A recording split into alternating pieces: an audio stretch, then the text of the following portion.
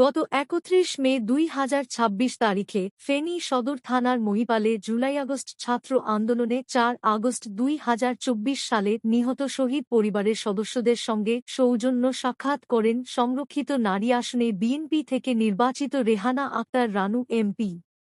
এ সময় তিনি প্রতিটি পরিবারের সঙ্গে কথা বলেন, তাদের খোঁজ খবর নেন এবং দীর্ঘদিনের বেদনা ও প্রত্যাশার কথা মনোযোগ দিয়ে শোনেন।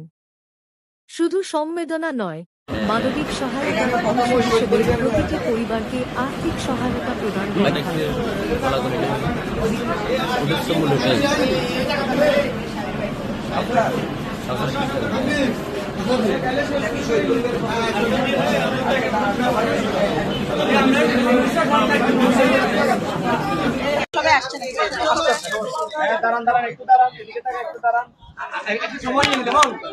আপনি আসেন, আপনি আসেন।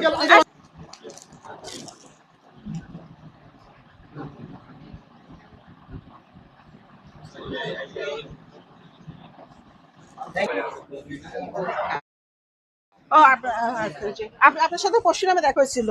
জি, বসেন আপা, বসেন বসেন বসেন। তাদেরকে আবার জামিনে বের করে দেওয়া হচ্ছে। এটার জন্য আমরা চাই। আর আপনারা জানেন আমরা মাত্র 2.5 মাস হয়েছে আমরা সরকার গঠন করেছি জনাব তারেক রহমানের নেতৃত্বে। উনি কিন্তু এই ব্যাপারে খুবই ওয়াকিবহাল এবং উনি নিজেও এটার বিচার চান।